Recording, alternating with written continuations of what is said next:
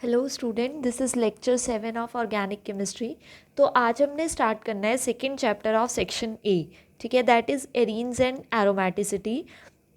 तो सबसे पहले एरीन्स एंड एरोमेटिसिटी में हमने पढ़ना है एरीन्स, बट सबसे पहले आपको एरोमेटिक कंपाउंड्स के बारे में पता होना चाहिए कि एरोमेटिक कंपाउंड्स क्या होता है। उसके बाद हम एरीन्स पे आते हैं। ठीक है, तो एरोमेटिक का मतलब क्या है? एरोमेटिक वर्ड आया कहाँ से है? एरोमेटिक वर्ड आया है एरोमा से। ठीक है, एरोमा एक ग्रीक वर्ड है जिसका मतलब होता है फ्रेग्रेंस। ठीक है,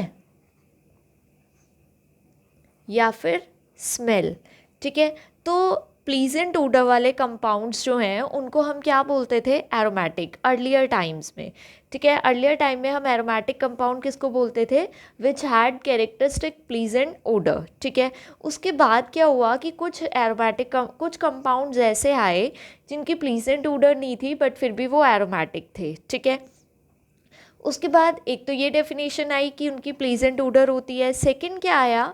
दे were closely related to benzene ring. वो किसके रिलेटेड थे? Closely related to benzene ring. ठीक है, तो अब बहुत सारे ऐसे कंपाउंड्स थे कि जो बेंजीन रिंग को तो रिजेंबल करते थे, मतलब कुछ केमिकल प्रॉपर्टीज़ बेंजीन रिंग जैसी शो तो करते थे, बट वो प्लेजेंट ओडर नहीं देते थे। ठीक है, तो एरोमेटिक को फिर उन्होंने कैसे डिफाइन किया? The term aromatic is applied to benzene and all other compounds that resemble benzene in chemical behaviour. ठीक है, तो उन्होंने क्या किया कि फ्रेग्रेंस को तो हटा ही दिया। उन्होंने कंसीडर किया ऐसे कंपाउंड या तो जो बेंजीन कंटेन करते हो या फिर जो बेंजीन की तरह केमिकल प्रॉपर्टी शो करते हो, तो उन कंपाउंड्स को हम क्या कहते हैं? Aromatic compounds. ठीक है, अब एरोमेटिक प्रॉपर्टीज़ क्या होती है? सबसे पहले तो जो एरोमेटिक कंपाउंड्स होते हैं वो एलिफेटिक से डिफरेंट होते हैं, आपको ये पता होना चाहिए।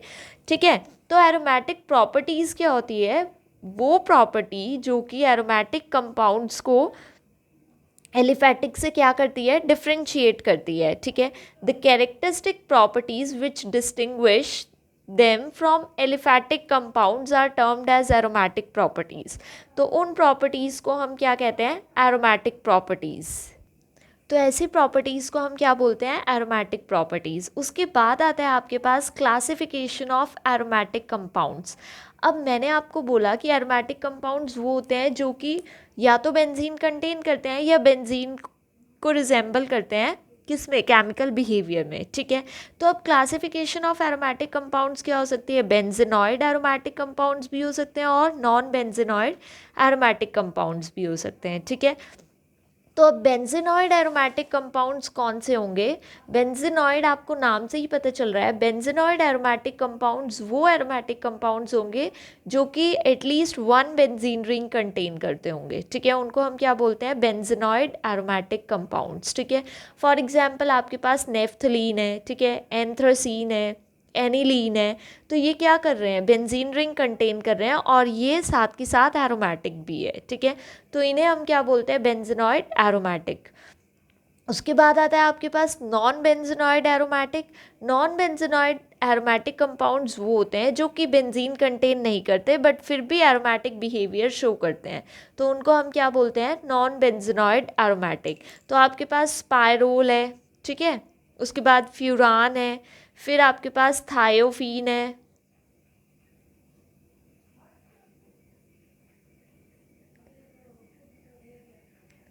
थायोफीन है। तो ये सब क्या है? बेंजीन रिंग नहीं है इनके पास बट फिर भी ये क्या है? एरोमेटिक है। ठीक है, अब आपको मान लो पायरोल दिख रहा है, जैसे यहाँ पर एच होता है पायरोल के साथ। अब पायरोल में आपके पास क्या है? 2 पाई इलेक्ट्रॉन्स है और 1 लोन पेयर है। तो मतलब अभी आपने, चलो वो स्टडी नहीं करना है, अभी जस्ट आपको मैंने एग्जाम्पल शो किया है कि ये पायरोल, फ्यूरान और थायोफीन है। ये कि बेंजीन रिंग कंटेन नहीं करते but still they are aromatic because they exhibit aromatic behaviour. ठीक है, नेक्स्ट आता है हमारे पास एरीन्स। हम एरीन्स किसे बोलते हैं? देखो, अभी मैंने बोला कि एरोमेटिक जो है वो बेंजीन रिंग कंटेन भी कर सकता है और नहीं भी। ठीक है, बट एरीन्स में benzene ring is the parent aromatic hydrocarbon. Arenes में क्या होगा? बेंजीन रिंग जो है वो पेरेंट एरोमेटिक हाइड्रोकार्बन होगा ही होगा। ठीक है, all aromatic hydrocarbons are known as arenes. Benzene ring is the parent aromatic hydrocarbon, benzene ring होगा ही, ठीक है। Now arenes include all the alkyl, alkenyl, alkynyl substituted benzene compounds, ठीक है, मतलब बेंजीन होना ही चाहिए, ठीक है। अब एरीन्स में किस और क्या कंसीडर, एल्काइल बेंजीन भी क्या है, एरीन्स है, बेंजीन के ऊपर कोई एल्काइल ग्रुप लगा है, ठीक है। एल्किनाइल बेंजीन भी क्या है, एरीन्स है, बेंजीन के ऊपर कोई एल्किनाइल ग्रुप लगा है, alkenyl means alkene, double bonded carbon, ठीक है। फिर नेक्स्ट आता है आपके पास एल्काइनाइल बेंजीन, मीन्स बेंजीन के साथ कोई ट्रिपल बॉन्डेड कार्बन के जैसा एल्काइल ग्रुप लगा है, ठीक है। Then there will be a condensed aromatic hydrocarbons, तो इनको भी हम क्या बोलते हैं, एरीन्स में कंसीडर होते हैं ये भी, कि हमारे पास दो बेंजीन रिंग एक साथ है, या फिर दो बेंजीन रिंग किसी एक सिंगल बॉन्ड से अटैच्ड है, तो ये सब किस में आता है, एरीन्स में आता है, ठीक है। तो ये तो था हमारे पास aromatic properties, aromatic compounds, benzenoid, non benzenoid compounds and then arenes, ठीक है। तो अब जो नेक्स्ट हमने पढ़ना है वो पढ़ना है नॉमेनक्लेचर ऑफ बेंजीन डेरिवेटिव्स, ठीक है। नॉमेनक्लेचर ऑफ बेंजीन डेरिवेटिव के लिए सबसे पहले आपको पता होना चाहिए एक बेंजीन मॉलिक्यूल है, ठीक है। बेंजीन में आपके पास 6 कार्बन्स होते हैं, 1 2 3 4 5 6, all the 6 carbons are same, सारे 6 के 6 कार्बन कैसे होते हैं, सेम होते हैं बेंजीन के, ठीक है, जब तक उसके पास कोई भी सब्स्टिट्यूएंट नहीं लगा है, ठीक है। तो हम जो ये बेंजीन रिंग होती है इसको हम मेन न्यूक्लियस कंसीडर करते हैं, क्या कंसीडर करते हैं, न्यूक्लियस, और जो उसके पास कोई भी सब्स्टिट्यूएंट लगा है उसको हम साइड चेन कंसीडर करते हैं। आपने हमेशा ध्यान रखना है हम फंक्शनल ग्रुप को साइड चेन नहीं बोलते, जैसे NO2 है, कहीं Cl है, NH2 है, अगर इसकी जगह NH2 लगा होता, Cl लगा होता, NO2 लगा होता, तो हम उसे साइड चेन ना बोलते, ठीक है। साइड चेन हम किसे बोलते हैं, कोई कार्बन कंटेनिंग ग्रुप अगर डायरेक्टली अटैच्ड है बेंजीन के साथ, ठीक है। तो ये तो हमारे पास बेंजीन न्यूक्लियस है और ये साइड चेन है। उसके बाद ये तो मोनो सब्स्टिट्यूटेड है, अभी हमने नॉमेनक्लेचर नहीं पढ़ा है, जिस मैंने आपको बताया न्यूक्लियस क्या है, साइड चेन क्या है। अगर आपके पास डाई सब्स्टिट्यूटेड हो, और हमने क्या शो करना है, आइसोमेरिज्म शो होता है डाई सब्स्टिट्यूटेड में, सबसे पहले तो आपने एक चीज़ यहाँ ध्यान रखनी है कि अगर आपके पास बेंजीन रिंग है उस पर कोई सब्स्टिट्यूएंट लगाए एक कार्बन पर, ठीक है। अब जब एक कार्बन पर सब्स्टिट्यूएंट लग जाता है तो उस कार्बन के जो एडजेसेंट कार्बन्स होते हैं दोनों साइड, साथ वाले जो कार्बन होते हैं वो ऑर्थो होते हैं, उससे नेक्स्ट जो दो कार्बन्स होते हैं वो मेटा होते हैं, उससे नेक्स्ट जो एक कार्बन है वो पैरा है, ठीक है। आपने ये पोजीशंस याद रखनी है, हम इसको याद रख सकते हैं ओम प्रकाश से भी, कि फर्स्ट ऑर्थो, सेकंड मेटा और third para, ortho meta para, ठीक है, जैसे मर्जी लर्न करो, बट सब्स्टिट्यूएंट के साथ वाली पोजीशन ऑर्थो, नेक्स्ट मेटा, उससे नेक्स्ट पैरा। फॉर एग्जांपल अब अगर हमारे पास दो सब्स्टिट्यूएंट लगे हैं, ठीक है, ये इसके ऑर्थो है और ये वाला इसके ऑर्थो है, दोनों एक दूसरे के ऑर्थो हैं। अब आपने नंबरिंग देनी है तो आप यहीं से दोगे 1 2, अगर आप ऐसा करते हो 1 इधर, 2 3 4 5 6, इस पे कौन सा नंबर आएगा, 6, तो हमें लोवेस्ट नंबर देना होता है सब्स्टिट्यूएंट पर, तो हम नंबर क्या देंगे 1 2, और 1 2 वाले को हम क्या बोलते हैं, ऑर्थो, ठीक है। ये क्या हो गया 1 2 3, इसे हम क्या बोलेंगे, थर्ड पोजीशन है, देखो ये वाली ऑर्थो और ये मेटा, तो ये मेटा हो गया, 1 3 वाली कैसी होती है, मेटा। फिर नेक्स्ट अगर यहाँ पर है तो ये वाली ऑर्थो, ये मेटा और ये पैरा, तो 1 4 इसको हम क्या बोलेंगे, पैरा, ठीक है। तो ये तो हमारे पास डाई सब्स्टिट्यूटेड डेरिवेटिव है, ठीक है। अब आपने पढ़ना है नॉमेनक्लेचर, कि हम नेमिंग कैसे करते हैं मोनो सब्स्टिट्यूटेड की, डाई सब्स्टिट्यूटेड की, ठीक है। तो नेमिंग आपने जब पढ़नी है आपने ध्यान रखना है कि मोनो सब्स्टिट्यूटेड बेंजीन रिंग है तो बेंजीन आपने कहाँ लिखना है, लास्ट में एज अ वर्ड रूट, ठीक है, और जो सब्स्टिट्यूएंट है वो फर्स्ट नंबर पर आ जाएगा, मतलब ये फंक्शनल ग्रुप है, साइड चेन नहीं है, बट कंसीडर सब्स्टिट्यूएंट होगा, ठीक है। तो अब यहाँ पर इसको आप क्या लिखोगे, क्लोरोबेंजीन, देखो Cl है तो क्लोरोबेंजीन, अगर NO2 लगा है तो नाइट्रोबेंजीन, अगर CH3 लगा है तो हम इसे मिथाइल बेंजीन भी बोलते हैं, और इसका एक कॉमन नेम भी होता है टॉल्वीन, ठीक है। तो आपने याद रखना है टॉल्वीन, इंपॉर्टेंट है ये कि टॉल्वीन क्या होता है। फिर अगर बेंजीन रिंग पे OH ग्रुप लगा है, ठीक है, तो हम इसे बोलते हैं फिनोल, ये इसका कॉमन नेम भी है और इसको हम IUPAC भी कंसिडर करते हैं, ठीक है। अगर बेंजीन रिंग पे CHO लगा है तो हम उसे बोलते हैं बेंजल्डिहाइड। अगर बेंजीन पर NH2 है तो हम उसे बोलते हैं एनिलीन, ठीक है। अगर बेंजीन रिंग पर CH डबल बॉन्ड CH2 है तो हम इसे बोलते हैं स्टायरीन, ठीक है। तो ये कुछ कॉमन नेम्स होते हैं जो कि स्पेसिफिक, मतलब बेंजीन रिंग के ऊपर अगर सब्स्टिट्यूएंट लगा है स्पेसिफिक तो उसके लिए स्पेसिफिक कॉमन नेमिंग होती है, ठीक है। अब नेक्स्ट आता है आपके पास, ये तो था कि आप इसे बेंजीन अमीन भी बोल सकते हैं, NH2 और बेंजीन है तो इसकी IUPAC नेमिंग क्या है इसकी, बेंजीन अमीन, ठीक है। तो अब अगर आपके पास कुछ ऐसे सब्स्टिट्यूएंट है जिनको हम आगे नहीं लिख सकते बट हमने उनको हमेशा कहाँ लिखना होता है, एज अ सफिक्स ही लगाना है, प्रीफिक्स नहीं यूज़ करना है, ठीक है। तो अगर आपके पास बेंजीन के ऊपर आपको कहीं भी SO3H दिखता है तो हम उसको हमेशा बेंजीन सल्फोनिक एसिड ही लिखते हैं, ठीक है। अगर आपको बेंजीन के साथ डायरेक्टली सब्स्टिट्यूएंट मिलता है डाइजोनियम क्लोराइड वाला तो हम उसे भी हम क्या लिखते हैं, लास्ट में लिखते हैं, तो बेंजीन डाइजोनियम क्लोराइड, ठीक है। तो वो आपने याद रखना है कि ऐसे कौन से सब्स्टिट्यूएंट है जो कि लास्ट में ही लिखे जाते हैं, ठीक है। बेंजीन सल्फोनिक एसिड हो गया, बेंजीन डाइजोनियम क्लोराइड हो गया, और ये जो अभी मैंने आपको ऊपर एक्सप्लेन किया है इनको हम एज अ IUPAC नेम भी यूज़ कर सकते हैं क्योंकि ये कुछ स्पेशल नेम्स होते हैं जिनको हम कॉमन नेमिंग में भी यूज़ करते हैं और IUPAC में भी यूज़ करते हैं, ठीक है। तो नेक्स्ट आता है अब आपके पास डाई सब्स्टिट्यूटेड बेंजीन। अगर आपके पास डाई सब्स्टिट्यूटेड हो मतलब दो ग्रुप्स लगे हों तो इसमें भी डिवीजन होती है फर्दर, या तो दोनों ग्रुप्स क्या होंगे, सेम होंगे, ठीक है। For example Cl NO2 NO2। अगर दोनों ग्रुप सेम है आपके पास तो सब 1 2 किसी को भी दे सकते हैं हम 1 2, ठीक है। यहाँ पर अब देखो 1 2 क्या है, क्लोरो है, और जब भी 2 या 3 ग्रुप जितने भी ग्रुप लगे होते हैं तो हम डाई और ट्राई यूज़ करते हैं, ठीक है। तो यहाँ पर क्या होगा 1 2 डाई क्लोरो बेंजीन, ठीक है। या फिर अगर ये जहाँ 1 2 यूज़ करते हैं उसे हम IUPAC कंसीडर करते हैं, जहाँ ऑर्थो पैरा मेटा कंसीडर लिखते हैं वो हमारा कॉमन नेमिंग में आ जाता है। तो ये क्या हो गया, ऑर्थो, देखो एक दूसरे के ऑर्थो ही है ना, ऑर्थो डाई क्लोरो बेंजीन, ठीक है। अब यहाँ पर देखो अगर आप नेमिंग करते हो यहाँ से 1 2 3, अगर नंबरिंग करते हो यहाँ से 1 2 3 4 5, तो इधर सिर्फ 1 और 5 आ रहा है, इधर से 1 और 3, तो हम कौन सा लेंगे जहाँ पे कम आ रहा है, तो 1 2 3, तो 1 3 और दोनों ग्रुप नाइट्रो और दोनों सेम है तो डाई नाइट्रो बेंजीन, और वैसे एक दूसरे की क्या है, ये इसके लिए ये पोजीशन ऑर्थो है और ये मेटा है तो मेटा डाई नाइट्रो बेंजीन, ठीक है। नेक्स्ट अगर आपके ये भी दो सब्स्टिट्यूएंट क्या लगे हैं, सेम है हमारे पास, ठीक है।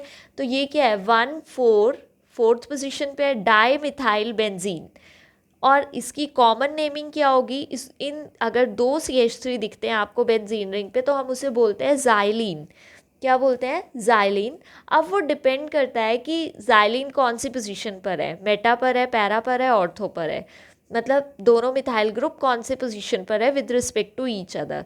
तो ये दोनों एक दूसरे के पैरा है, ये दोनों एक दूसरे के मेटा है, और ये दोनों ऑर्थो है, इसलिए ऑर्थोजाइलिन, मेटाजाइलिन, पैराजाइलिन। 1 4 डाइमिथाइल बेंजीन है, ये क्या होगा 1 3 डाइमिथाइल बेंजीन, देखो ध्यान से 1 2 3, तो ये 1 3 डाइमिथाइल बेंजीन हो गया, ये 1 2 डाइमिथाइल बेंजीन हो गया, ठीक है। Now when the two substituent attach to benzene ring are different, जब दो सब्स्टिट्यूएंट बेंजीन रिंग पे क्या होंगे, डिफरेंट होंगे, तो आपने देखना है कि अल्फ़ाबेटिकली कौन पहले आ रहा है, ठीक है। आपने ऐसे देखना है, सबसे पहले तो आपने मेन फंक्शनल ग्रुप कंसीडर करना है। फंक्शनल ग्रुप में भी तो प्रायोरिटीज़ होती है कि हमने किसको प्रायोरिटी देनी है, ठीक है। जो मेन जिसको हम प्रायोरिटी देते हैं उसको हम उस पोजीशन को हम 1 कंसीडर कर लेते हैं, ठीक है। अब देखो जैसे यहाँ पर है हमारे पास, अब देखो आपके पास फर्स्ट एग्जांपल ले लेते हैं हम, दोनों क्या है, हेलाइड आयंस है, हेलोजन्स लगे हुए हैं, तो सब्स्टिट्यूएंट Br और Cl, तो पहले कौन आता है, Br, B और देन C, तो हम फर्स्ट नंबर किसको देंगे, B को, सेकेंड C को, तो फर्स्ट नंबर वाला पहले लिखेंगे क्योंकि वो अल्फ़ाबेटिकली पहले आ रहा है, तो 1 पे ब्रोमो, 2 पे क्लोरो, 1 ब्रोमो 2 क्लोरो बेंजीन। ठीक है, आपने एक चीज़ ध्यान रखनी है कि पहले आपने देखना है कि कोई भी बेंजीन रिंग को कोई स्पेशल नेम नहीं दे रहा है। ठीक है, दोनों एज अ सब्स्टिट्यूएंट ही कंसीडर है, मेन फंक्शनल ग्रुप कोई नहीं है, तो उस टाइम हमने पहले अल्फ़ाबेटिकली देखना है। ठीक है, तो ये 1 ब्रोमो 2 क्लोरो आपने हमेशा याद रखना है, डिजिट के बाद किसी न्यूमेरिक डिजिट के बाद डैश लगाना है, फिर ब्रोमो लिख दिया, फिर डैश, फिर न्यूमेरिक डिजिट है तो फिर डैश। ठीक है, फिर नेक्स्ट लिखना है आपने। ठीक है, अब यहाँ पर Cl और NO2 है, दोनों ही एज अ सब्स्टिट्यूएंट ही है, कोई मेन फंक्शनल ग्रुप कंसीडर नहीं करते हम इनमें से किसी को भी। तो क्लोरो और नाइट्रो में पहले कौन आता है? C, फिर N।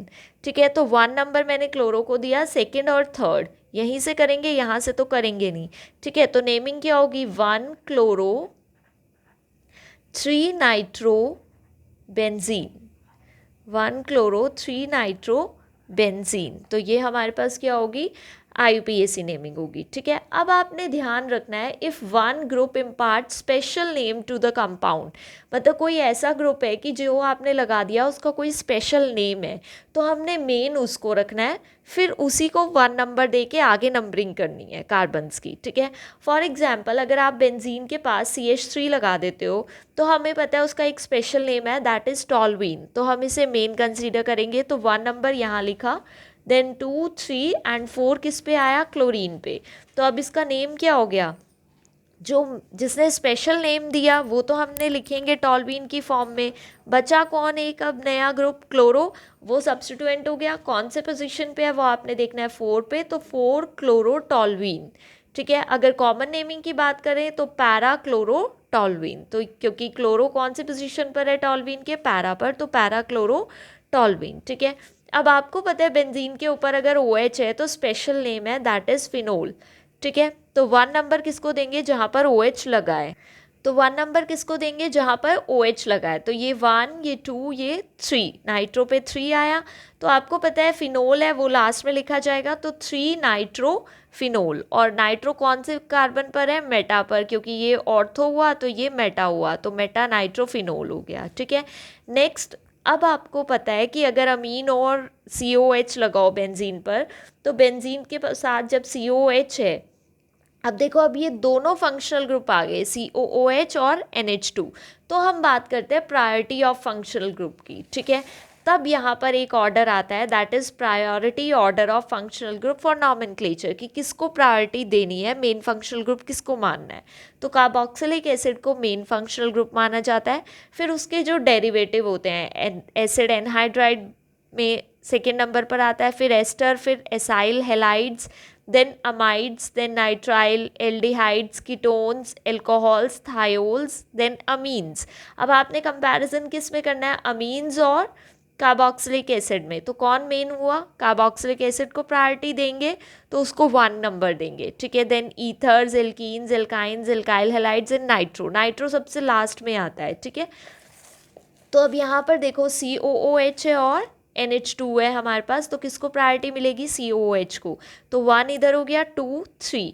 अब जब NH2 ग्रुप जब सब्स्टिट्यूएंट होता है तो हम उसको क्या लिखते हैं? अमीनो, तो 3 अमीनो बेंजोइक एसिड। ठीक है, नेक्स्ट अब आपके पास नाइट्राइल और OH होता है जब हमारे पास, तो हम किसको प्रायोरिटी देनी होती है? हमें नाइट्राइल ग्रुप को। ठीक है, तो अब ये तो हो गया बेंजोनाइट्राइल, बेंजीन के ऊपर जब CN लगा है तो वो बेंजोनाइट्राइल कंसीडर होता है। ठीक है, अब OH कौन से पोजीशन पर है? 1, 2, 3 पर है, और जब OH सब्स्टिट्यूएंट होता है तो हम उसे लिखते हैं हाइड्रोक्सी। तो ये हो गया हमारे पास 3 हाइड्रोक्सी बेंजोनाइट्राइल। ठीक है, 3 हाइड्रोक्सी बेंजोनाइट्राइल, या फिर आप इसे क्या लिख सकते हो? मेटा हाइड्रोक्सी बेंजोनाइट्राइल, और इसे क्या लिख सकते हो? Meta amino benzoic acid. ठीक है, अगर आपने ऑर्थोमेटा की फॉर्म में लिखना है। ये तो था हमारे पास अगर डाई सब्स्टिट्यूटेड ग्रुप है। अब अगर हमारे पास ट्राई सब्स्टिट्यूटेड ग्रुप्स हैं, ठीक है, ट्राई सब्स्टिट्यूटेड में क्या होता है हमारे पास? सबसे पहले तो आपने सब्स्टिट्यूएंट देखना है कि फंक्शनल ग्रुप है या कि नॉर्मल सब्स्टिट्यूएंट है। ठीक है, अब CH3 है, अब देखो तीन CH3 ग्रुप लगे हैं, नंबरिंग किसी से भी कर सकते हैं 1, 2, 3। तो यहाँ पर क्या करेंगे? अब जब आपके पास ट्राई सब्स्टिट्यूटेड ग्रुप्स हैं तो तीनों मिथाइल ग्रुप है, तीनों को नंबरिंग देंगे तो किसी को भी 1 दे सकते हैं, 1 2 3। अब 1 2 3 ट्राई मिथाइल बेंजीन, ठीक है। ठीक है, अब आप ऐसा नहीं करोगे कि एक को आपने टॉलवीन मान लिया, 2 CH3 को सब्स्टिट्यूएंट, ऐसा नहीं कर सकते क्योंकि तीनों क्या हैं, सेम ग्रुप है। ऐसा नहीं करेंगे, किसी को सब्स्टिट्यूएंट मानेंगे या फिर किसी को मेन मानेंगे, ठीक है। जब तीनों सेम है तो हम इसको ऐसे ही लिखेंगे 1 2 3 ट्राई मिथाइल बेंजीन, ठीक है। अब आपके पास नाइट्रो ग्रुप्स लगे हैं तो 1 2 3 4 5 6 कौन कौन से पोजीशन पर है, 1 पर, 3 पर और 6 पर। तो नाइट ट्राई करके लिखेंगे, सॉरी 1 3 और 5, ठीक है। तीनों सेम है तो ट्राई आएगा और फिर उसके बाद नेमिंग आएगी। तो 1 3 5 ट्राई नाइट्रो बेंजीन, ठीक है। अब आपके पास ये ग्रुप है नाइट्रो क्लोरो आयोडीन, आयोडो। अब मैंने आपको बोला था कि अल्फ़ाबेटिकली करते हैं, जब कोई भी प्रिंसिपल फंक्शनल ग्रुप नहीं होता हम क्या लेते हैं, अल्फ़ाबेटिकली। अब अल्फ़ाबेटिकली तो Cl पहले आ रहा है, तो अगर आप कंसीडर करके भी देखना चाहते हैं तो मान लो मैं Cl पर 1 नंबर दे देती हूँ, ठीक है। फिर नाइट्रो पर क्या दूंगी, 2, और इधर 3 4 5। फिर आयोडो पे कैसा आ गया, 5 नंबर आ गया है, ठीक है। तो 5 नंबर जो है वो लोवेस्ट लोकेंट रूल को फॉलो नहीं कर पा रहा, क्योंकि हमारे पास एक और तरीका है जिससे हम नंबरिंग कर सकते हैं, ठीक है। मान लो आप इसको 1 दे रहे हो, दूसरा तरीका क्या है, इधर कर दिया 2, इधर कर दिया 3, तो आयोडो पे 3 आ गया, बट 4 5 6 नाइट्रो पे कैसा आ गया, 6। तो आप अगर Cl को मतलब अल्फ़ाबेटिकली ऑर्डर में अगर इसको कम नंबर दे रहे हो, फर्स्ट नंबर दे रहे हो, तो जो NO2 और I पे जो नंबर आ रहे हैं वो 5 या 6 आ रहे हैं। बट हमारे पास एक पॉसिबिलिटी ऐसी होती है जो हमने लोवेस्ट लोकेंट रूल फॉलो कराती है, वो हमने देखना होता है कि अगर मैं NO2 को 1 नंबर दे दूँ तो और Cl को 2 3 4, तो यहाँ पर जो सब्स्टिट्यूएंट्स हैं, सब्स्टिट्यूएंट की पोजीशंस हैं वो क्या है, कम हो गई ना। 1 पे नाइट्रो मतलब 2 पे क्लोरो आ गया, 4 पे आयोडो, तो यहाँ पर 5 और 6 सब्स्टिट्यूएंट की पोजीशन नहीं आई है। तो इसलिए हम यहाँ पर ये रूल फॉलो करते हैं जहाँ पर लोवेस्ट लोकेंट रूल लगा सकते हैं हम, और थोड़ा बहुत हमने अल्फ़ाबेटिकल ऑर्डर को चेंज करना है तो हम कंसीडर कर सकते हैं, ठीक है। तो यहाँ पर क्या हो गया, 2 क्लोरो, 2 पे क्या है क्लोरो, 4 पे आयोडो और नाइट्रो बेंजीन, ठीक है। हम इसे नाइट्रो बेंजीन लिख सकते हैं। तो 2 क्लोरो 4 आयोडो नाइट्रो बेंजीन। अब आपके पास प्रिंसिपल फंक्शनल ग्रुप है, यहाँ पर OH एक प्रिंसिपल फंक्शनल ग्रुप है, और हमें पता है जब बेंजीन पर OH लगा हो तो हम उसे स्पेशल नेम देते हैं, दैट इज़ फिनोल। तो उसको 1 नंबर कंसीडर किया। अब इसको मैं 2 करूँगी, 3 4 2 3 4। अगर मैं ऐसा करूँ, इधर 1 दे दिया, इधर 2 3 4 5 6, तो इस वाले ब्रोमीन पे 6 आएगा, वो हम नहीं करेंगे, ठीक है। तो नेमिंग कहाँ से होगी, यहाँ पर। अब आपको पता है ये तो फिनोल में कंसीडर हो गया, ये दोनों सब्स्टिट्यूएंट हो गए, तो कैसे नेमिंग होगी, 2 4 डाई ब्रोमो फिनोल। तो ये हमारे पास क्या होगी है, नेमिंग होगी है, ठीक है। अब आपके पास ये वाला ग्रुप है।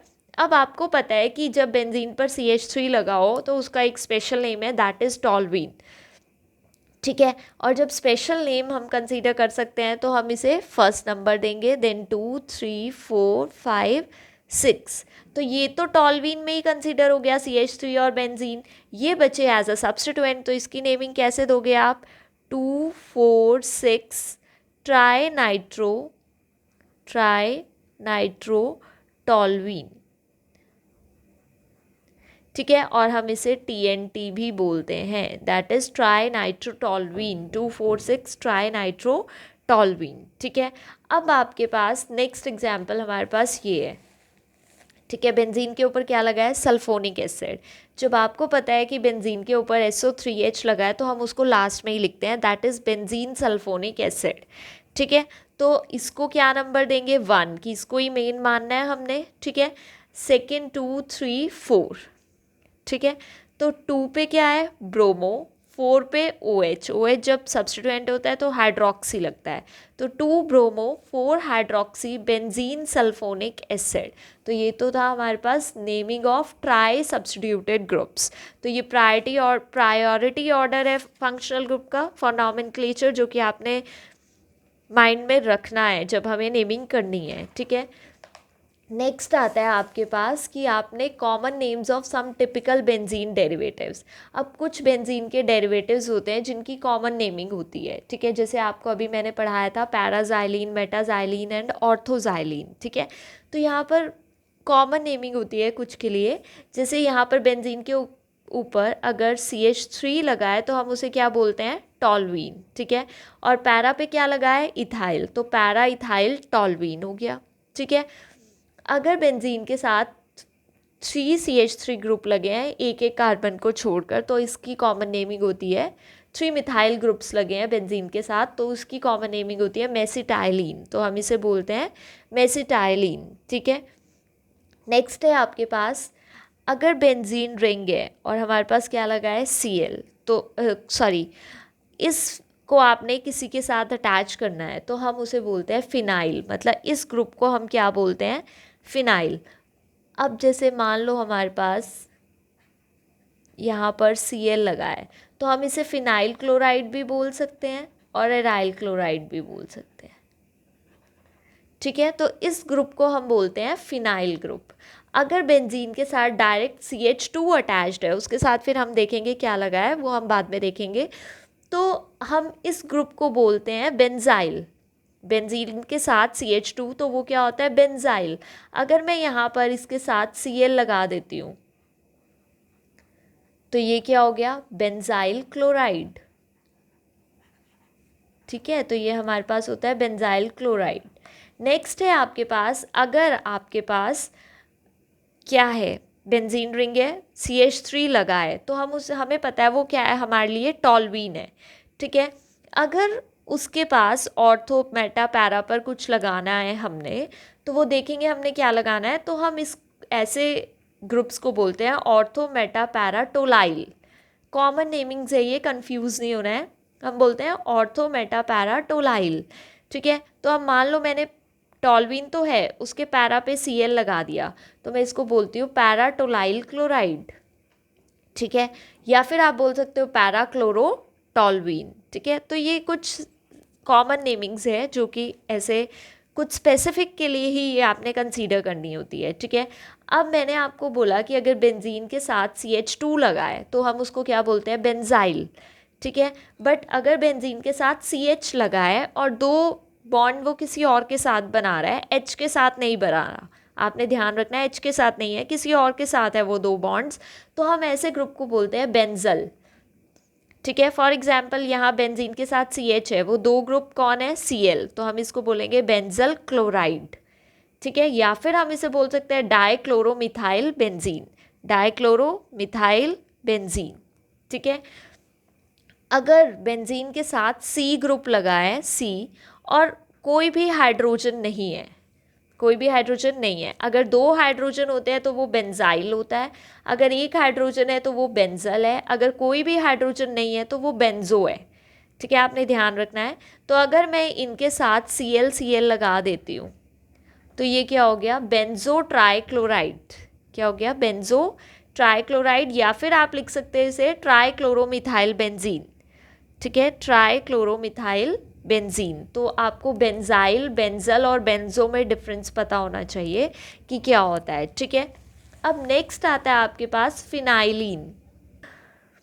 तो नेक्स्ट आता है हमारे पास फिनाइलिन। फिनाइलिन क्या होता है, अब फिनाइल आपने फिनाइल किसको बोला था, आपके पास बेंजीन रिंग है, अगर वो किसी के साथ अटैच्ड है तो वो फिनाइल है, ठीक है।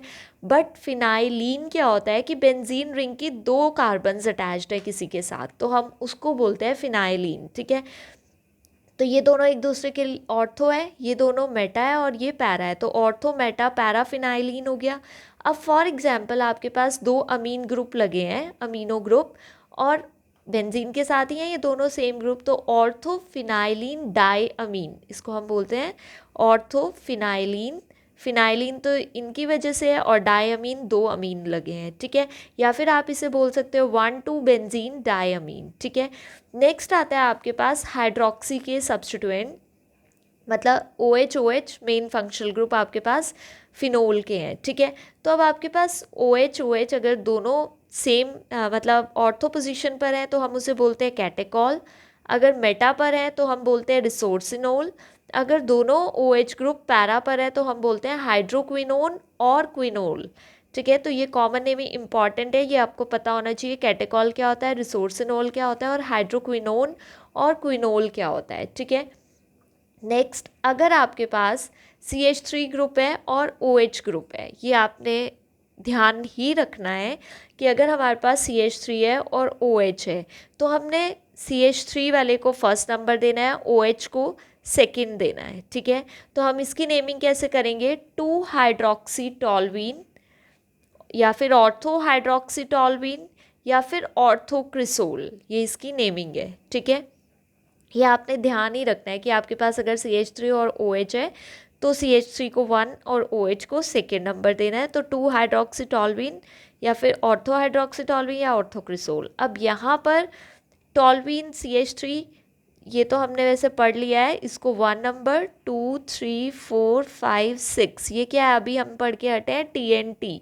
2,4,6 ट्राई नाइट्रो टोलवीन। ठीक है, नेक्स्ट, अब आपके पास अगर OH है और NO2 ग्रुप्स लगे हैं, वो भी कहाँ, ये देखो 1 2 3 4 5 6, अगर आपके पास नाइट्रो ग्रुप कहाँ लगे हैं, 2 4 और 6 पर, और OH ग्रुप है 1 पर, तो ये इसको हम बोलते हैं पिक्रिक एसिड। अदरवाइज हम और क्या लिख सकते हैं, 2 4 6 ट्राई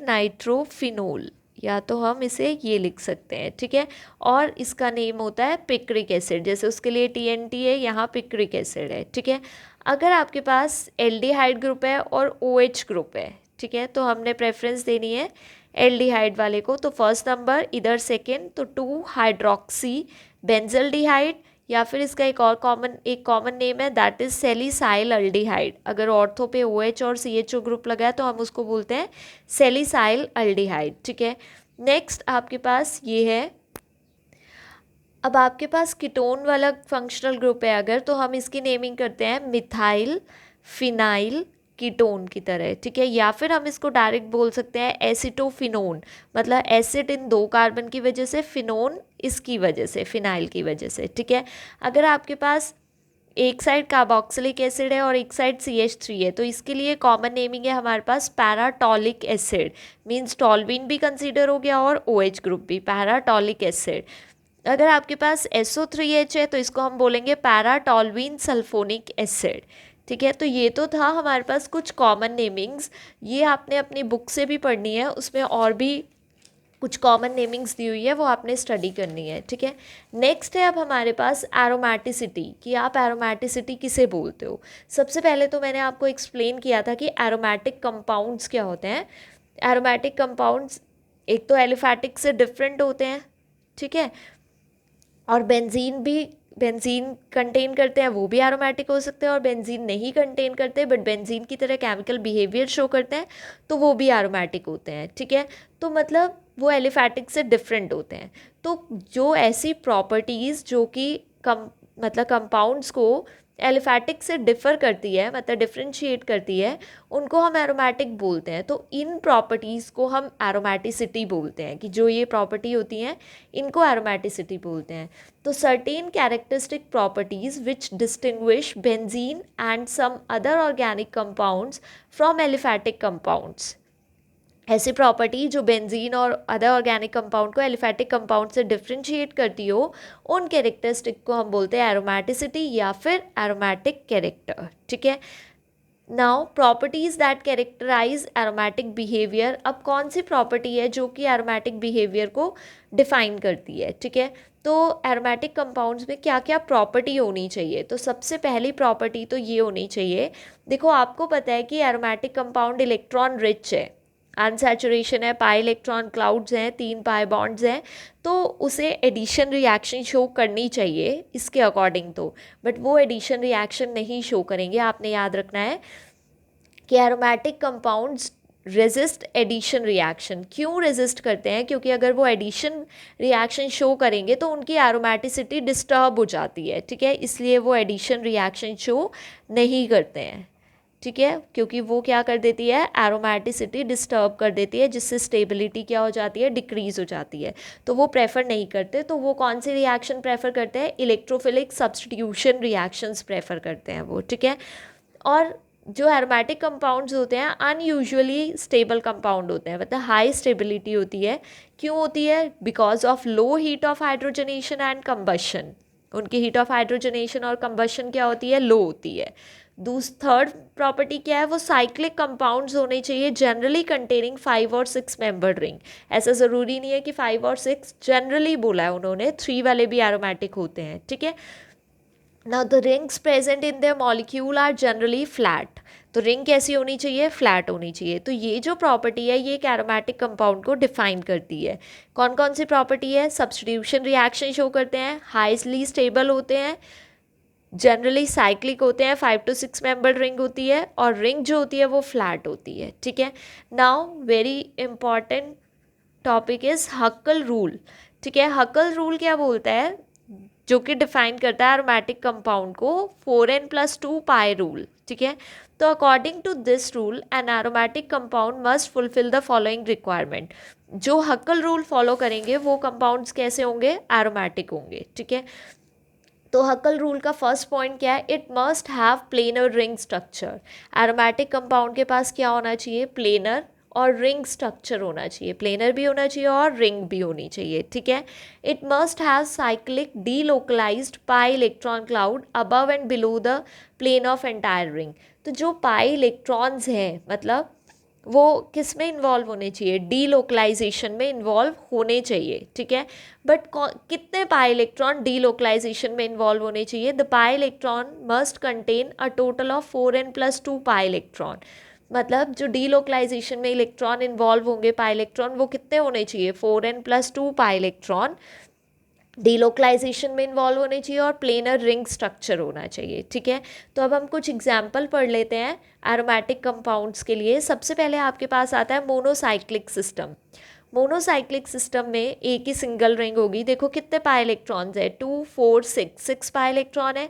4n+2 को फॉलो करते हैं। देखो n को अगर मैं यहाँ पर 1 पुट करती हूँ तो 4+2 कितना हो गया, 6। तो ये एरोमेटिक है, फ्लैट भी होते हैं। नेक्स्ट आता है हमारे पास पीरिडीन। ये हमारे पास पीरिडीन है।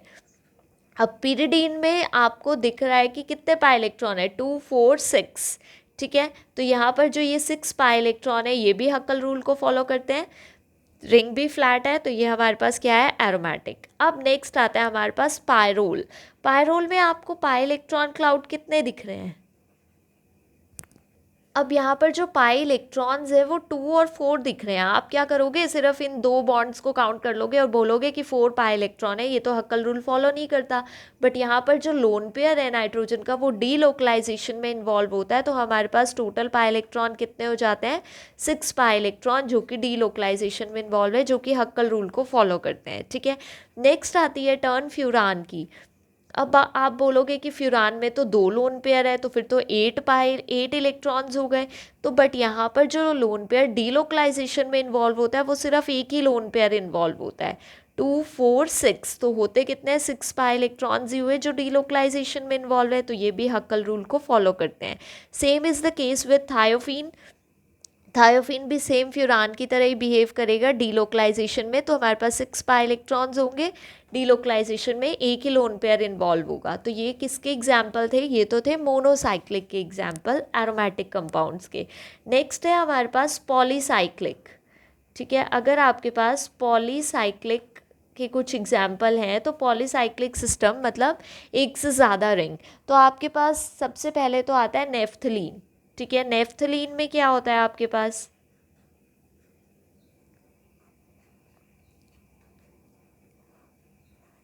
ये तो मैंने ऐसे नेफ्थलीन बना दिया। वैसे नेफ्थलीन कैसे बनता है आपके पास, कितने पाई इलेक्ट्रॉन्स इन्वॉल्व है इसमें, 2 4 6 8 10। कितने पाई इलेक्ट्रॉन्स हो गए, 10 पाई इलेक्ट्रॉन्स। क्या ये हक्कल रूल को फॉलो करते हैं, देख लेते हैं हम। 4n+2 पाई इलेक्ट्रॉन, अगर आप n को 2 पुट करते हो यहाँ पर, तो 4 2 8 + 2 10 हो गया।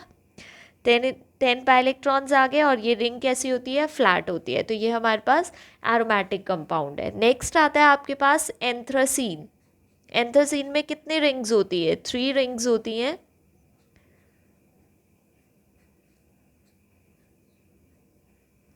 एंथ्रासीन में हमारे पास 3 रिंग्स है। कितने पाई इलेक्ट्रॉन है, 2 4 6 8 10 12 14। 14 पाई इलेक्ट्रॉन्स है। क्या 14 इस रूल को फॉलो करता है, देख लेते हैं हम 4n+2 पाई इलेक्ट्रॉन लगाकर।